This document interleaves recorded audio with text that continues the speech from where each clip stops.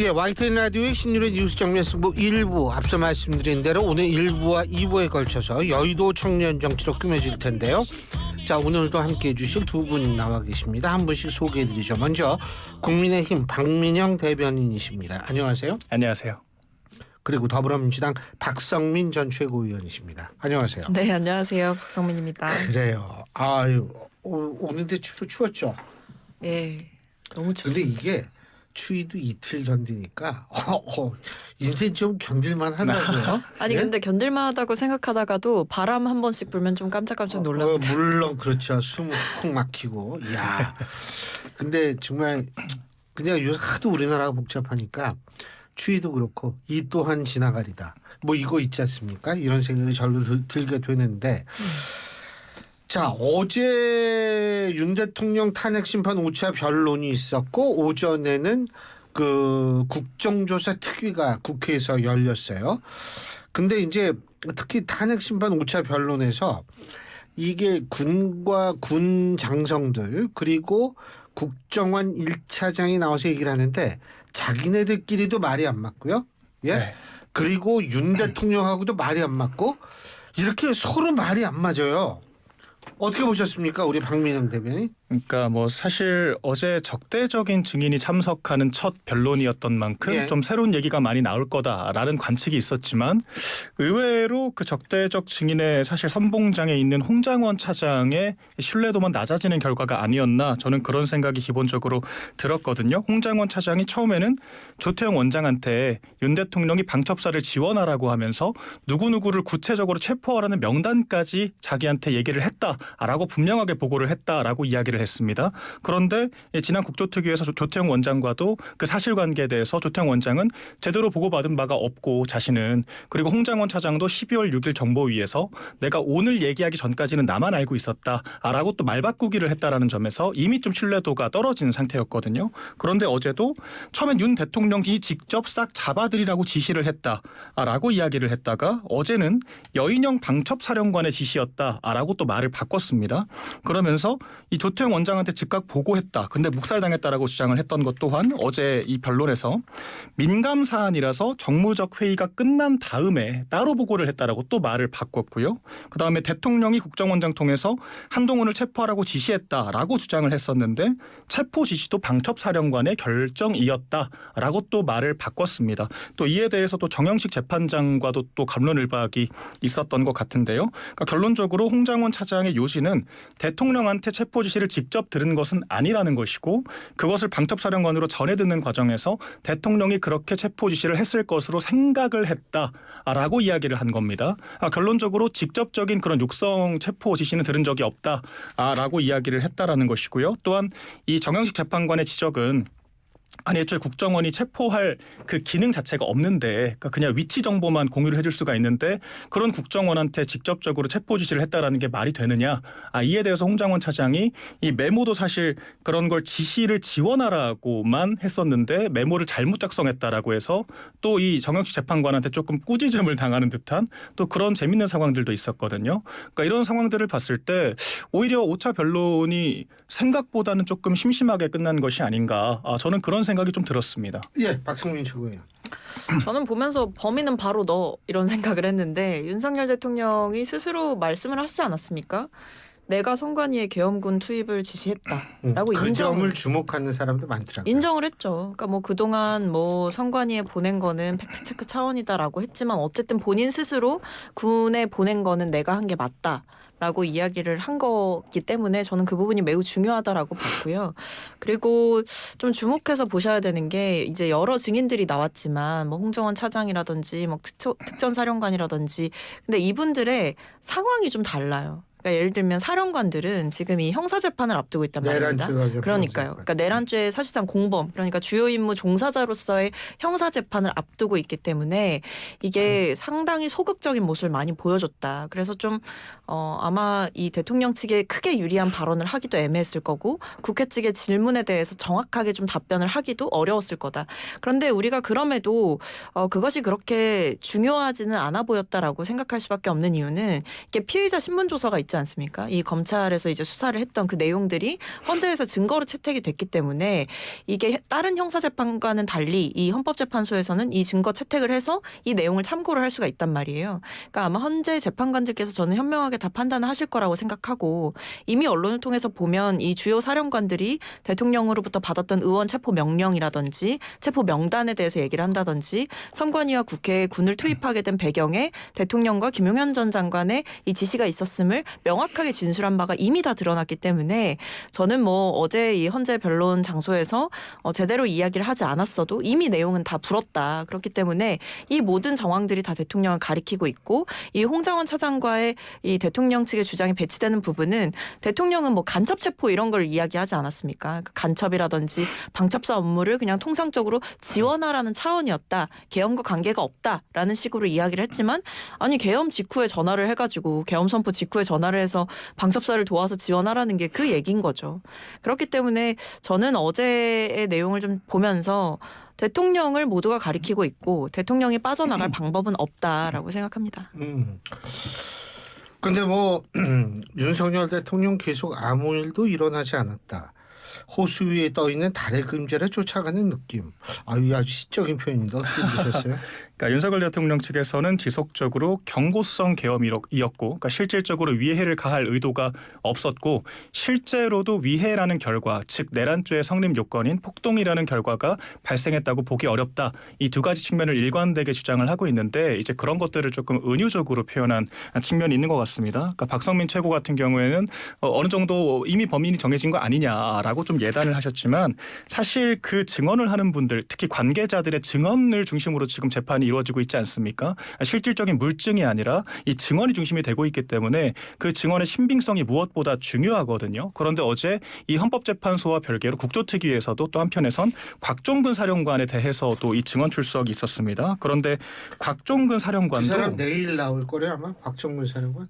그럴 거예요. 네. 그래서 어제는 국조특위에서 또 증언을 했었는데 그 요원 의원 이게 어떤 게 맞느냐라는 또 갑론을박이 있었잖아요. 이에 대해서 곽종근 사령관이 요원 의원 둘 다 들은 게 맞다라고 이야기를 했는데 또 그 다음에는 근데 의원을 끌어내라고 했던 것은 대통령이 아니라 김용현 전 장관이었다. 또 이렇게 증언을 했고 요원을 끌어내라고 한 것은 지시가 아니라 자신 개인의 판단이었다. 사실 이런 식으로 조금 모호한 주장을 펼치고 있습니다. 그렇기 때문에 홍장원 차장도 그리고 곽종근 사령관도 그러니까 대통령한테 어느 정도 적대감을 가지고 있는 그런 증인들 같은 경우에는 뭐 이제 민주당의 또 김병주 최고위원한테 또 포섭을 당했다라는 뭐 이런 맥락들을 포함해서 조금 증언의 신빙성이 많이 떨어지지 않나 뭐 이런 생각이 좀 들었고요. 포섭을 당했다라는 거는 네. 여당 측의 주장일 뿐이죠. 맞습니다. 예. 근데 이게 정황을 봤을 때 이 곽종근 사령관의 민주당 측에서 박범계 의원과 김병주 최고위원이 적극적으로 이 어떤 공익제보자 설정까지 해주겠다라고 하면서 회유를 한 정황들이 있고 김병주 최고위원 같은 경우에는 이 곽종근 사령관이 김병주 최고위원의 과거 군 참모 역할을 했었기 때문에 어느 정도 정황이 있지 않느냐라는 저희 주장이 있는 거고요. 또한 아까 간첩 체포를 말씀을 하셨는데 사실 이건 어느 정도 개연성이 전 있다라고 생각을 합니다. 왜냐하면 이 12월 6일 날 이미 이 홍장원 차장이 대공수사권을 돌려줄 테니 싹 잡아들여라 라는 지시를 받았다라고 증언을 했거든요. 전 대공수사권을 돌려주겠다라는데 핵심적인 이 원인이 있다라고 요인이 있다라고 생각을 합니다. 왜냐하면 윤 대통령이 간첩법 개정이나 대공수사권 같은 것에서 민주당이 협조를 안 하는 것에 대해서 지속적으로 문제 제기를 했었고요. 실제로 국정원이 그런 이유 때문에 창원 간첩이라든지 아니면 민노총 전직 간부들의 간첩 사건을 수사하는데 여러 애로사항이 있었거든요. 그래서 이 비상계엄 직후에 행정부가 좀 정상화가 된다고 하면 국정원의 그런 기능을 돌려줄 테니 간첩들을 싹 잡아들여라 라는 맥락에서 저는 충분히 앞뒤가 맞다라고 생각을 하고 이것은 윤 대통령이 주장을 한 것이 아니라 홍장원 차장이 그렇게 이야기를 했었습니다. 그렇기 때문에 저희가 이 진실을 따짐에 있어서 그러니까 진실인지 아닌지를 좀 더 정치하게 따져볼 필요가 있게 되었다. 그러니까 우리가 예단하기는 어려운 상황이 됐지 않나. 저는 그렇게 봤습니다. 네. 근데 간첩들이 국회나 선관위에 있진 않죠. 그러니까 거기로 이제 군 병력을 보낸 것 자체가 대통령의 지시 없이 이루어졌을 리는 만무하고요. 그리고 지금 뭐 홍장원 차장이 포섭당했다, 회유당했다 이런 주장들을 펼치시지만 저는 그거는 그냥 이제 부정하고 싶으셔서 그런 것 같아요. 이 홍장원 차장의 이 진술 자체가 증언 자체가 너무나 대통령 측에게 이제 불리한 내용이다 보니까 이것도 똑같은 거죠. 헌재 재판관들로부터 본인에게 유리한 판단을 못 받겠다 싶으면 헌재 재판관들을 공격하는 것처럼 지금도 홍장원 차장의 증언이나 진술이 불리하게 작용한다라는 판단 때문에 홍장원 차장 자체의 신빙성을 공격을 해버리는 거죠. 그러니까 이게 결국 메시지로 이길 자신이 없으니까 메신저를 공격하는 방식으로 이 내용을 호도하고 흐리고 있다라는 생각이고 이 곽종근 사령관 같은 경우에는 국회에 나와서 분명하게 이야기를 한 게 이 의원 요원 논란이 있지 않았습니까? 김용현 전 장관이 의원이 아니라 요원을 끌어내라고 한 거다라고 이야기를 했는데 거기에 대해서 분명하게 반박을 했어요. 의원을 끌어내라고 했던 그 시점에 요원들은 국회 안에 있지도 않았다라고 이제 반박을 했단 말입니다. 그러니까 이런 식으로 대통령과 이 김용현 전 장관 측에서 주장했던 내용들이 건건이 다 반박을 당하고 있는데 이걸 뒤집을 만한 쉽게 말하면 되치기 할 만한 내용들을 대통령 측에서 전혀 제시를 못하고 있다. 그렇기 때문에 헌재 변론도 그렇고 국조특위에서도 그렇고 검찰이 그동안 수사해왔던 내용들의 바탕으로 봤을 때에도 내란 우두머리 피고인인 대통령을 모두가 가리키고 있고 대통령이 빠져나갈 구멍은 더 이상 없어 보인다라는 생각입니다. 뭐 근데 이제 이 부분은 좀 생각을 해볼 필요가 있을 것 같아요. 윤석열 대통령 측이 이 헌재가 너무 빨리 가려고 한다. 좀 천천히 가자. 이건데 그리고 뭐 품격 얘기도 분명히 하고요. 품격뿐만 아니라 제가 어제 기억으로는 그 이념적 성향 뭐 이런 단어도 등장했던 것 같고 제가 볼 때에는 그 피청구인의 입장에서 볼 때에는 상당히 센 발언들이 많이 나왔는데 어떻게 보세요? 헌법재판소가 지금 근데 요새 왜 이렇게 그 헌법재판소도 그렇고 공처도 그렇고 왜 이렇게 그 좀 논란을 자꾸 만드는지 모르겠어요. 어떻게 보십니까? 사실 이게 좀 어떻게 보면 재판에서는 재판장들을 공격하는 게 불리하게 작용할 수는 전 있다라고 생각을 하거든요. 근데 그럼에도 불구하고 이런 부당성에 대한 좀 정치적인 호소가 필요하다라는 좀 판단도 있는 것 같습니다. 그러니까 실제로도 저희가 정말 아무 근거 없이 이야기를 하는 것이 아니라 문영배 재판관, 이미선, 뭐 정계선 그리고 이제 마은혁 재판관까지 해서 소위 우리법연구회 출신이라고 하잖아요. 그런데 우리법연구회 출신이 전체 법관 중에 적게는 3%, 많게는 10% 정도가 있다라고 하는데 그래요? 예, 헌법재판소가 지금 9명 중에 마은혁 재판관까지 포함될 경우에는 4명, 그러니까 44%가 상당한 과대 대표다 이 말씀이시죠? 맞습니다. 그런데 그게 어떤 특정 뭐 보수와 진보라는 개념으로 했을 때 특정 정파를 대표하는 것도 아니고 특정 조직을 대표하는 것이기 때문에 이제 과대표의 문제가 있다라고 지적을 하는 거고요. 또한 이 문영배 재판관이 과거 블로그에 쓴 글을 보면 우리법연구회라는 것의 정체성이 단순히 학술 단체가 아니다. 우리는 그러니까 사법부를 이상적인 형태로 만들기 위한 적극적인 실천 단체다라고 스스로 이야기를 했습니다. 그렇기 때문에 정말 이 민주당이 통진당 해산 사태로 말미암아서 뭔가 사법부를 좀 능동적으로 장악해야 한다라는 계산 아래 단순히 진보 보수의 이런 구분을 넘어서 우리법연구회라는 집단 자체를 사법부에 지금 요직으로 끌어올리고 있다라는 생각을 하게 되는 것이죠. 이게 지금 헌법재판소만 그런 것이 아니라 김명수 전 대법원장을 중심으로 지금 사법부의 여러 요직들이 다 쾌속 승진을 통해서 우리법연구회들이 장악을 하고 있는 상태입니다. 사실 그렇기 때문에 저희가 이 헌법재판을 넘어서 대통령 탄핵 심판을 넘어서 우리 사법부가 이렇게 특정 집단을 과대표하는 형태로 작동하는 것이 바람직한가라는 것에 대해서 고민을 해볼 필요가 있다라고 생각을 하거든요. 결과적으로 사법부가 우리 법의 또 최후의 보루 아니겠습니까? 정치권에서 큰 싸움이 있을 때 심판 역할을 하는 것이 사법부인데 이렇게 정파성으로 물들인다라고 하면 국민들이 그 공정성을 납득하기가 어렵죠. 그리고 그런 것들이 이제 단순히 구성만 그런 것이 아니라 과거 민영배 그 꼼수탈당 재판을 할 때도 그 특정 재판관들만 지금 저희가 문제시하는 그 재판관들만 기각 의견을 냈었고 이번에 그 이진숙 방통위원장 같은 경우에도 해당 재판관들만 고작 이틀 일한 재판 그 방통위원장을 파면 결정을 했기 때문에 그 공보관이 그러지 않았습니까? 재판관들은 객관적인 증거와 법률로 말한다. 판결로 말한다라고 했는데 판결로 자신들이 정파적이라는 걸 자백을 한 게 아니겠어요?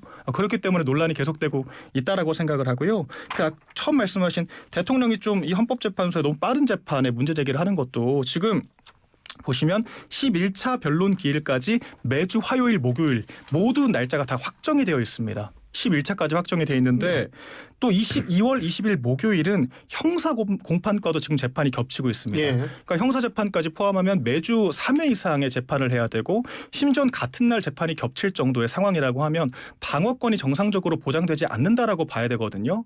그렇기 때문에 저희 그 윤 대통령의 변호인단 측에서 헌법재판소법 제51조에 따라서 같은 죄명으로 형사 재판이 이루어지고 있을 때는 헌법 재판을 중단시켜야 한다. 이 조항에 대해서 청구를 또 한 것이 아니겠어요? 그러니까 이런 측면에 대해서 아무리 현직 대통령의 재판에 대해서 이렇게 방어권을 보장하지 않고 정확도가 아니라 신속성에만 매몰된 재판이 과연 맞는 것이고 국민을 설득할 수 있는 것이냐에 대해서 좀 재고해볼 필요가 있을 것 같습니다. 예. 일단 뭐 중단해야 한다가 아니고 헌재가 정지할 수 있다라는 법조항이라는 거를 말씀을 드리면서 반드시 멈춰야 되는 그 의무조항이 아니라는 점을 말씀을 드리고요. 이게 박근혜 전 대통령 탄핵 당시에도 똑같은 얘기가 있었어요. 이 뭐 공범들이라고 하는 사람들이 형사재판이 진행되고 있는데 박근혜 전 대통령 탄핵이랑 이거랑 같이 가는 게 맞냐 이렇게 이제 비판을 했는데 그때도 헌재가 그걸 받아들이지 않았어요. 그냥 그건 헌재가 판단할 수 있는 거다라는 말씀을 좀 드리겠고 그리고 자꾸 뭐 논란이 왜 있냐라고 이제 말씀을 하시는데 저는 논란이 없는데 논란거리를 만든다고 생각합니다. 이 대통령과 국민의힘 측에서요.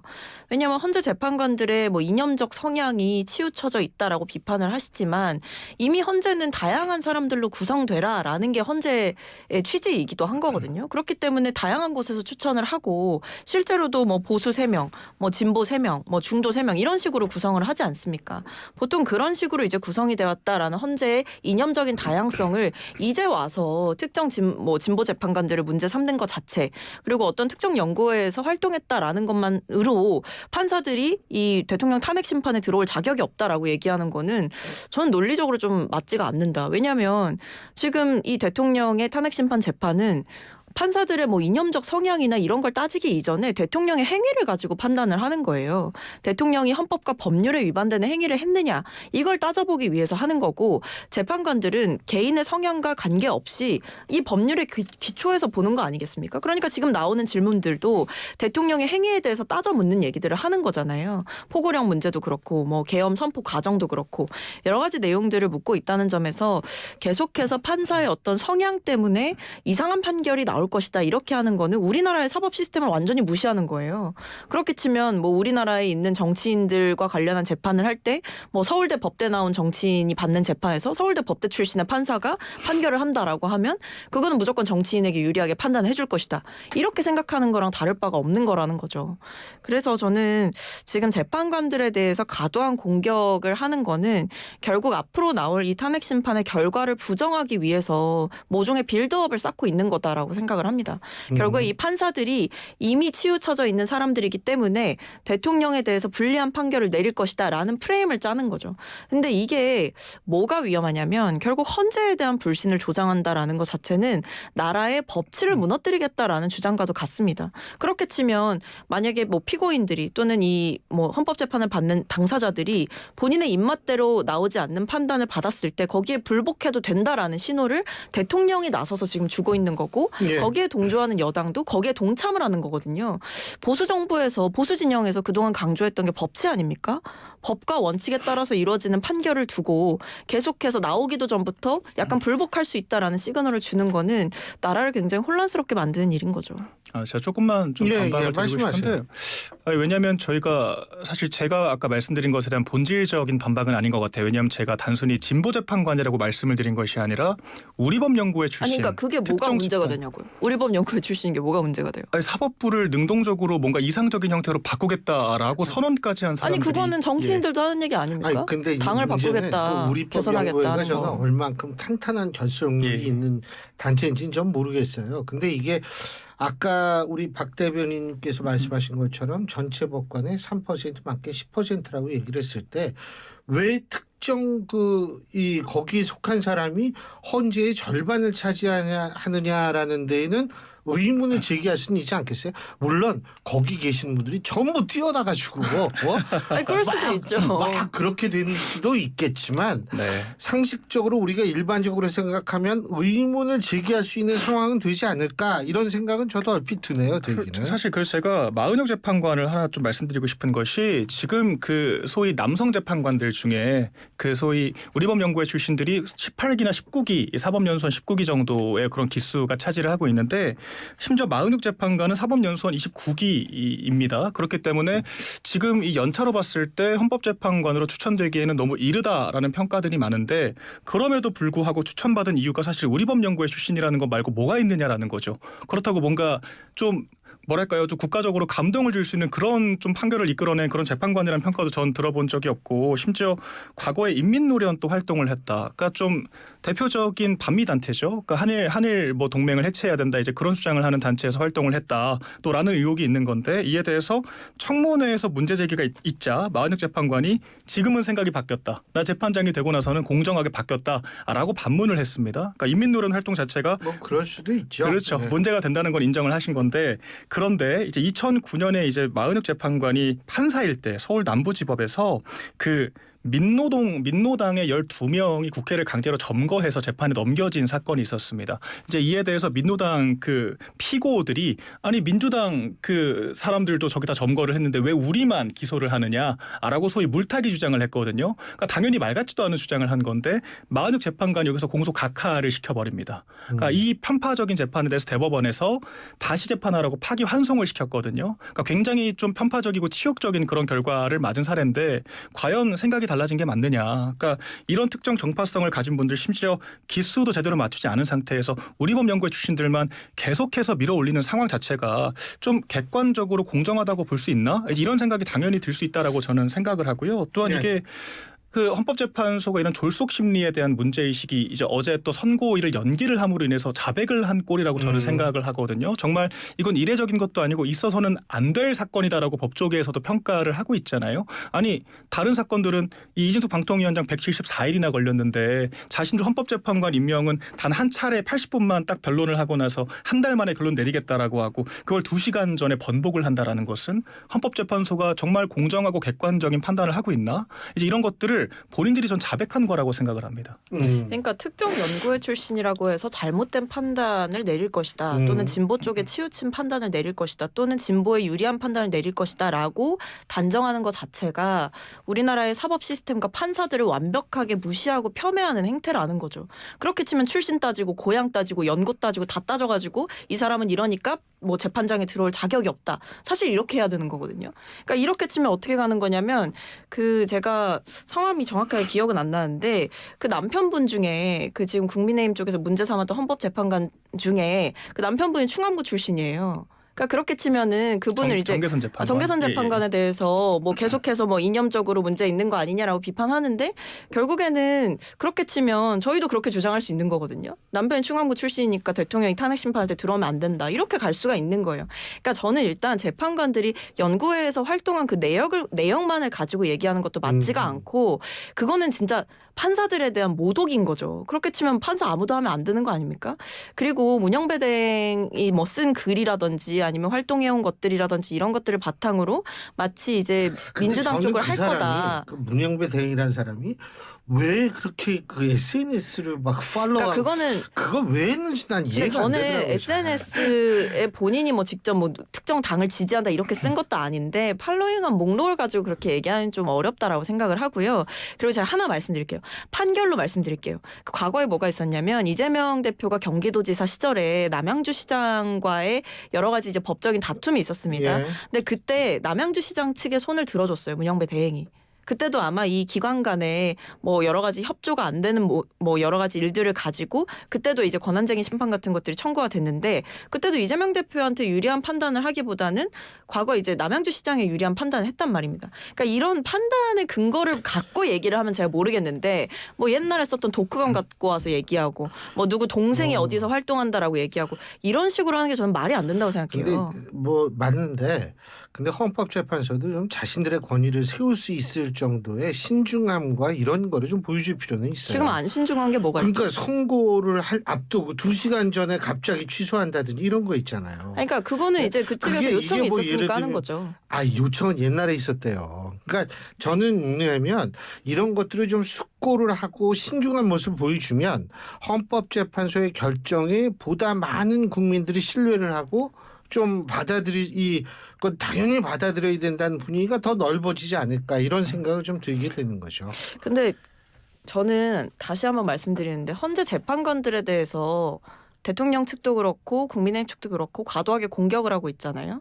예를 들면 재판관의 동생이 어디 뭐 대통령 퇴진 촉구하는 그런 곳에서 활동을 한다라든지 아니면 특정 공익재단 법인에서 근무하는 거를 문제를 삼는다든지 이런 식으로 재판관들을 계속 공격하면서 헌재가 내리는 판단의 정당성 자체를 해치고 있기 때문에 사실상 헌재 측에서도 부담을 느낄 수밖에 없지 않았겠습니까? 그런 여론전을 펼쳐놓고 이제 와서 헌재가 보다 절차적으로 좀 보강을 하겠다라고 하는 것을 두고 헌재가 이러니까 욕을 먹는 거다라고 하는 건 저는 맞지 않다고 생각해요. 근데 이게 참 재밌는 것이 네.